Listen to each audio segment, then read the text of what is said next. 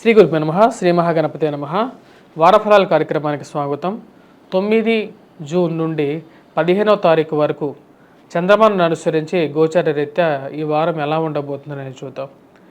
ఈ వారంలో ముఖ్యంగా వచ్చినప్పటికీ మకర రాశి వారికి మనం గమనించినట్లయితే ఈ రాశి వారికి పంచగ్రహ కూటమి పంచమంలో జరిగింది.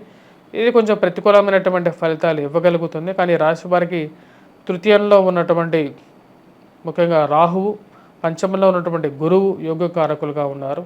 తద్వారా వచ్చినప్పటికీ చిన్న చిన్న కష్టాలు, ముఖ్యంగా డబ్బు కోసం ఇబ్బంది పడాల్సినటువంటి పరిస్థితి అనేది ఏర్పడుతూ ఉంటుంది. పిల్లల యొక్క ఆరోగ్య సంబంధితమైన విషయాల్లో తగు జాగ్రత్తలు తీసుకోవాలి. అనారోగ్య సమస్యల నుంచి కొంచెం దూరంగా ఉండటం, అధికమైన ఇన్వెస్ట్మెంట్స్, స్పెక్యులేషన్స్లో స్టాక్ మార్కెట్లో ఇన్వెస్ట్మెంట్ చేయకుండా దూరంగా ఉండటం అనేది ముఖ్యం. మోసపూరితమైనటువంటి మాటలు నమ్మి ఇన్వెస్ట్మెంట్స్ అనేది దూరంగా ఉండండి. 10 మందిలో మీరేం చెప్పాలనుకున్నారో మీరు ఇష్టం లేనటువంటి విషయం గురించి నిర్మోహమాటంగా ఉండగలుగుతారు. అదే విషయంగా చెప్పగలుగుతారు. ఈ రాశి వారికి 15వ తారీఖు నుంచి రాబోతున్నటువంటి నెల రోజులు అనుకూలమైనటువంటి ఫలితాలుగానే గోచరిస్తున్నది. ఇక రాశి వారికి 12వ తారీఖున శుక్రుడు షష్టమంలోకి వెళ్తున్నాడు. అదేవిధంగా రవి, బుధుడు కూడా వచ్చేటప్పటికి షష్టమంలోకి సంచారం చేయబోతున్నప్పుడు అనుకూలమైనటువంటి ఫలితాలు ఎక్కువగా రాబోతున్నాయి.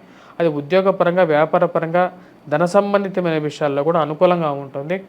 ప్రమోషన్స్, ఇంక్రిమెంట్స్ విషయాల్లోనూ, నూతన ఉద్యోగ ప్రయత్నాల్లోనూ, విదేశీయాన ప్రయాణాల్లోనూ అనుకూలమైనటువంటి ఫలితాలు ఇవ్వగలుగుతుంది. ఉన్నత స్థాయిలో ఉన్నటువంటి వారితో మీకు పరిచయాలు ఏర్పడడం అనేది జరుగుతుంది అన్నమాట.